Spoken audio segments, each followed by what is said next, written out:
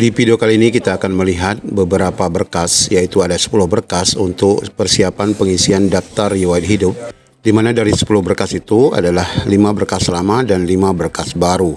Kita akan lihat berapa biaya yang diperlukan untuk pembuatan berkas-berkas baru. Bagaimana info lengkapnya, ikuti video ini sampai selesai.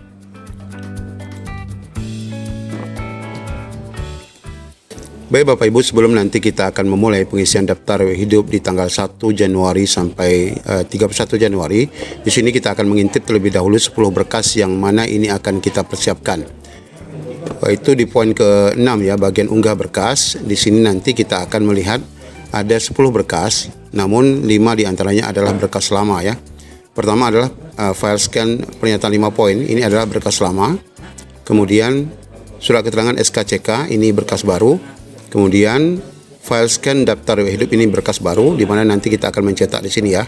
Dua ini akan ada 2 file ataupun maksud kami 2 berkas, di mana salah satunya akan ditempelkan e-materai ya. Kemudian bukti pengalaman kerja, ini juga berkas baru. Kemudian file surat keterangan tidak mengkonsumsi nafza narkotika, ini juga berkas baru. Kemudian selanjutnya file surat keterangan sehat jasmani, ini berkas baru.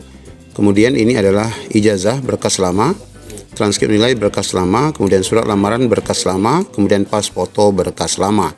Apakah nanti kita harus mengupload baru ataupun tidak? Kalaupun di sini disebutkan belum diupload, berarti kita harus mengupload ulang. Namun berkas lama tentu saja kita dapat menggunakan berkas-berkas yang kita gunakan saat pendaftaran kemarin. Nah, sekarang kita akan coba melihat dari berkas baru ini berapa sih biaya yang harus kita keluarkan untuk membuat berkas-berkas ini. Di antaranya adalah yang pertama, kita lihat untuk pembuatan surat sehat ya, jasmani rohani. Meskipun ini adalah gambarannya di beberapa rumah sakit, namun secara umum ini akan sama. Dimana kita lihat di sini ya, pembuatan untuk sehat ini bisa dipatok dengan biaya sebesar 450.000. Ini di salah satu rumah sakit di daerah Penyambungan ya. Kemudian di Tapanuli Selatan ini 650, di Sidimpuan adalah 620. Nah, ini gambaran untuk pembuatan SKCK. Ini juga di Pasaman itu 690.000 ya. Kemudian untuk nafzanya sendiri nanti kita lihat ada juga.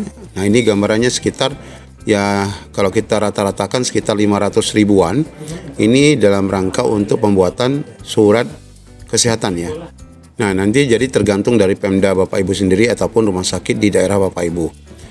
Nah, ini untuk surat kesehatan jasmani rohani ya, untuk persyaratan pertama. Yang kedua, kemudian surat SKCK. Nah, di sini Bapak Ibu, persyaratan SKCK itu ini ya, fotokopi KTP, kemudian akte kelahiran, fotokopi KK, ada dokumen sidik jari nanti. Kemudian kartu identitas lain yang memenuhi syarat untuk mendapatkan KTP nanti akan disampaikan di kepolisian. Pas foto 4x6, ini sebanyak 6 lembar ya, dengan latar belakang merah. Nanti Bapak Ibu bisa gunakan pas foto yang kemarin ya. Kemudian foto tidak menggunakan aksesoris wajah, artinya tidak berdandan mencolok ya. Kemudian ada bukti BPJS Kesehatan. Nah, untuk biayanya di sini kalau SKCK murah ya, ini sekitar 30 ribuan saja ya. Nah, ini bisa nanti diurus secara kolektif juga, termasuk surat sehat jasmani rohani tadi. Kemudian untuk surat keterangan bebas narkotika, nah di sini juga biasanya nanti akan sekaligus ya, dapat Bapak Ibu urus di rumah sakit yang sama saat mengurus surat keterangan sehat ya. Meskipun bisa juga nanti pengurusannya dilakukan di beberapa tempat, contohnya di kantor polisi. Kemudian bisa juga buat di puskesmas, tapi puskesmas tidak bisa kayaknya. Di BNN, nah ini bisa ya. Nah, asalkan di tempat itu adalah tempat yang mengurus bagian narkotika. Rata-rata di rumah sakit yang sama saat Bapak Ibu mengurus surat kesehatan ya. Nah, ini juga ada syarat nanti pas foto 4x6 2 lembar, KTP, dan mengisi formulir pendaftaran. Nah, ini adalah contoh surat bebas nafzanya ya. Nah, ini dari rumah sakit ini. Nah, ini contoh dari kepolisian ya. Jadi bisa dari beberapa tempat ya. Kemudian ini contoh dari BNN. Intinya bahwa ini kewenangan pemerintah lembaga yang mengurus narkotika ya. Kemudian biayanya di sini hanya sekitar 200 ribuan ya untuk BNN ataupun bebas nafza ini. Nah, sedangkan untuk hasil cetak DRH yang sudah Bapak Ibu isi ya. Tentunya nanti kita mengisi dulu DRH-nya, baik itu DRH perorangan berupa data kita, kemudian DRH riwayat ini berupa riwayat pendidikan, riwayat pekerjaan dan sebagainya. Itu nanti dicetak seperti ini ya. Nah, ini akan ada seperti ini. Nah, ini hasilnya nanti akan ditempelin materai di bawahnya ya. Sedangkan yang kedua adalah DRH bagian kedua, bagian pendidikan, bagian pekerjaan, riwayat penghargaan. Ini akan filenya terpisah, namun nanti ini di-scan menjadi satu ya. Di-scan menjadi satu untuk diupload di bagian DRH. Jadi kalau biasanya kita hanya mengisi tidak mencetak, namun saat pengisian daftar riwayat hidup ini nanti berkas ini harus dicetak ya. Nah, dan tombol cetaknya akan ada di bagian bagian atas ini.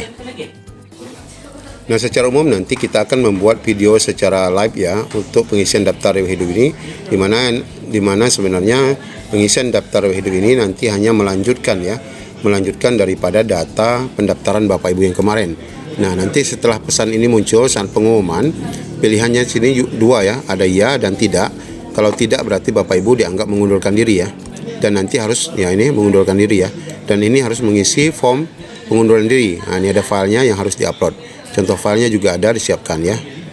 Nah, kemudian jika kita memang mau mengisi, nanti kita hanya akan mengisi bagian-bagian yang kosong ya dari data kita yang lama. Karena tentu NIK sudah ada, KTP sudah ada, nama sudah ada. Jadi kita hanya mengisi bagian-bagian yang kosong. Seperti hobi, itu masih kosong ya. Nah, kemudian selanjutnya bagian yang, nah ini untuk hobi ya. Selanjutnya bagian yang juga masih kosong di riwayat pendidikan. Kalau guru kemarin sudah mengisi ya. Kalau di teknis belum ya, nakes juga belum. Nah, nanti ini kita akan menambah mengisi riwayat pendidikan. Sedangkan riwayat lain yang memang tidak ada, berarti kita tidak perlu isi ya. Nah, cara pengisiannya nanti kita akan lakukan secara live supaya Bapak Ibu bisa memahami lebih detail, atau nanti dapat dibaca dulu buku petunjuk ini secara mandiri. Ya, demikian sementara informasi awal berkaitan dengan pengisian daftar riwayat hidup berupa 10 dokumen yang dapat dari awal kita siapkan. Namun untuk pengurusan yang baru SKCK, kemudian nafza dan itu kita tunggu pengumuman resmi ya dari BKD masing-masing. Sedangkan 5 berkas lain ini pastikan file-file lama tetap ada dalam data Bapak Ibu untuk kita upload kembali jika memang di sini nanti tertulis sebelum diunggah. Tapi semoga saja yang sudah kita unggah saat pendaftaran di sini nanti sudah ada ya berkasnya, sehingga tidak perlu lagi kita mengupload ulang. Demikian informasi sementara dari kami. Assalamualaikum warahmatullahi wabarakatuh.